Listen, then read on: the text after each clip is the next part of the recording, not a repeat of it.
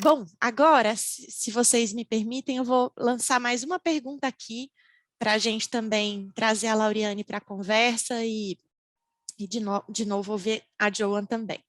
A gente queria entender, né? A gente está vivendo um contexto de pandemia, e nesse contexto, talvez seja ainda mais importante a discussão da ética do cuidado, em razão do aprofundamento das desigualdades que a gente tem vivido, sobretudo aqui no Brasil. Então, a pergunta seria: quais são as mudanças mais importantes que esse contexto de pandemia tem trazido para o debate sobre ética do cuidado?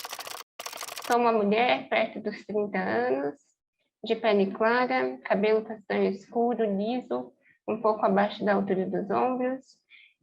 Hoje eu estou levemente maquiada, uso óculos de grau, estou vestindo uma blusa branca, de mangas curtas, com babado.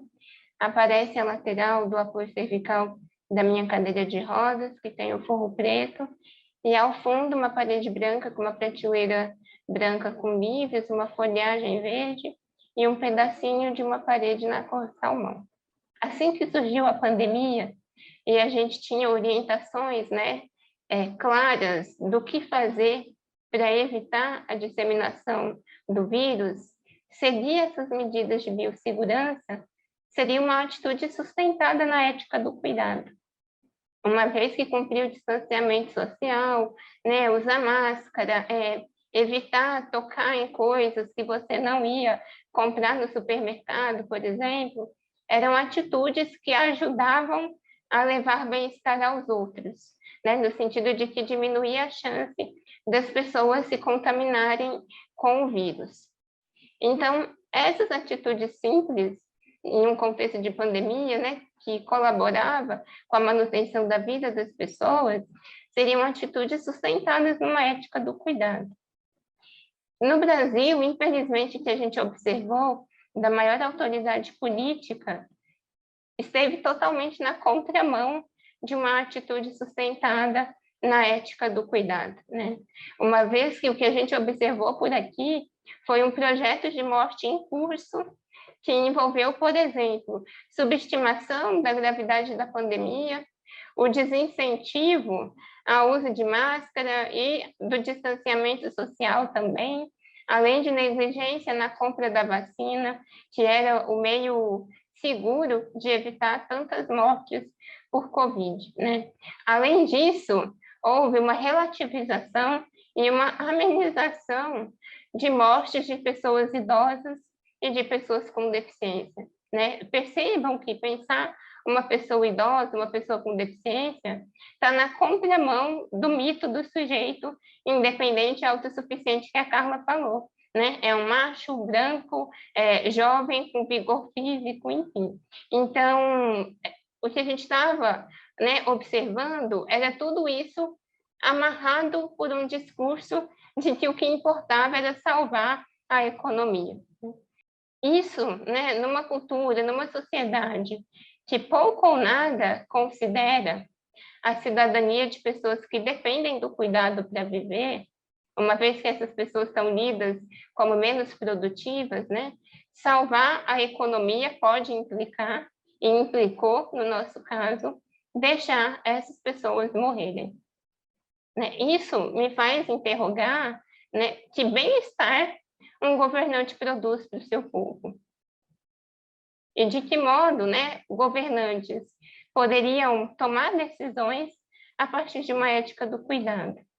Uma questão importante que a pandemia introduz no debate da ética do cuidado é a necessidade de difundi-la para além das relações que se estabelecem em um contexto micro, né? Para além das relações interpessoais no dia a dia, como a Carla trouxe de exemplo da relação dela com a mãe dela, mediando o cuidado que ela deve oferecer para a filha dela.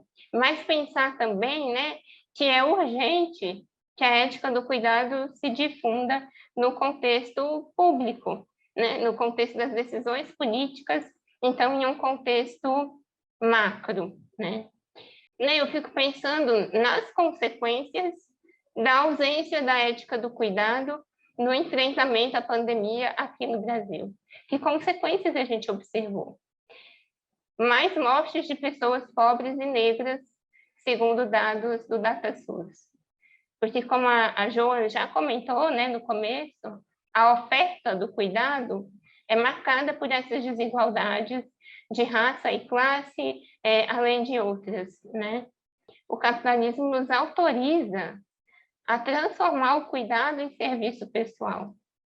E quando o cuidado vira um serviço pessoal, as pessoas mais poderosas, né, aquelas que têm privilégio de classe, né, mas também de raça e de gênero, são a ponta mais poderosa da relação de poder, né? Um estudo da Universidade de Liverpool e da Universidade de Reading apontou que os países liderados por mulheres enfrentaram melhor a pandemia, né? Esse estudo controlou, por exemplo, as características geográficas e socioeconômicas para fazer a comparação dos países, né? Isso é muito importante. Então, eles foram comparando os países liderados por mulheres com países muito parecidos, liderados por homens. Então, isso me faz pensar que esse exemplo, né, desse estudo indica que é urgente difundir, educar as pessoas para atitudes sustentadas na ética do cuidado, né? Isso não pode continuar sendo um modo só de criar as meninas. A pandemia também borrou a fronteira entre público e privado, né? Uma vez que a gente começou a trabalhar no ambiente doméstico, a despeito, né, de borrar essa fronteira entre público e privado, os relatos das mulheres como mais sobrecarregadas foi uma constante ao longo desses anos, né?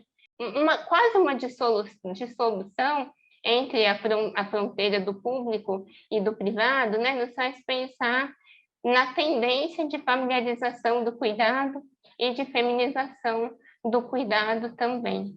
E isso me lembra, né, de um outro exemplo que também me deixa triste e indignada ao mesmo tempo, que foi a morte da dona Ilza Assunção e do seu filho Breno, um jovem de 19 anos que dependia dos cuidados da mãe para sobreviver, né? A mãe passou mal e morreu, e o Breno morreu alguns dias depois, porque a sua cuidadora não estava ali para cuidá-lo, né?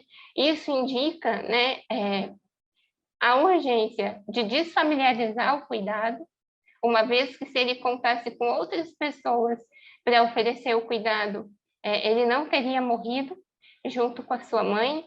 E é importante lembrar também, né, que a dona Ilza e o Breno também eram pessoas pobres e pessoas negras, né? Então, isso aponta a urgência de reivindicar o papel do Estado na garantia do cuidado para pessoas como o Breno, né? O Estado não pode, por omissão do cuidado, continuar matando pessoas como o Breno. Muito boas as lembranças tristes, né? As lembranças que você traz. Joan, você quer dialogar com a Lauriane sobre isso? Aqui nos Estados Unidos, nós podemos dizer exatamente o mesmo da pandemia aqui.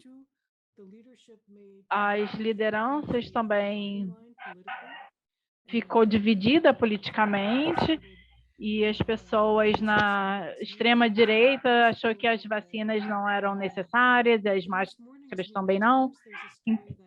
Então, a gente teve uma história, por exemplo, que as políticas na Austrália, por exemplo, tinham 1 milhão de pessoas que morreram, 900 mil podiam não ter morrido. Isso é muita gente.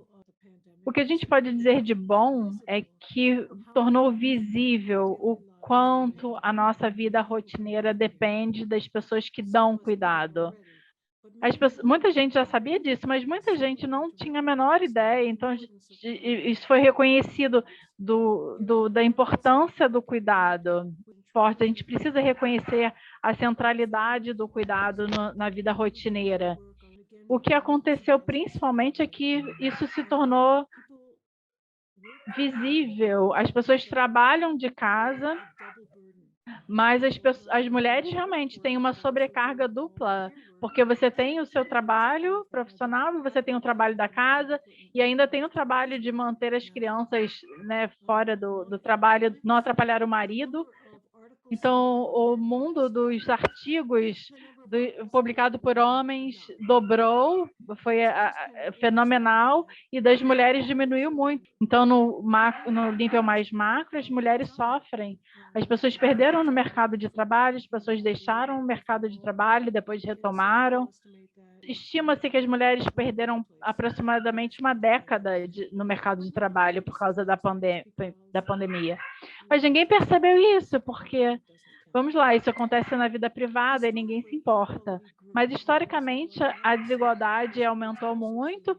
No Brasil aumentou, mas nos Estados Unidos também. As pessoas mais afetadas são as pessoas que não estavam bem, pessoas que são pobres, pessoas que não são brancas, pessoas que já precisavam de cuidado, estavam muito mais suscetíveis. Então, as histórias que a gente sabe de o homem hétero cis branco, ele está doente agora. Então, e nisso que foi focado. Existe uma luzinha no fim do túnel, por um acaso? Eu diria que sim, porque tem muito mais organização em volta desse tema. O seu instituto é um exemplo disso, certamente. Muito obrigada, Jo. Tomara mesmo que a gente consiga, por meio do Instituto, articular esses enfrentamentos e fazer essa luta ir mais longe.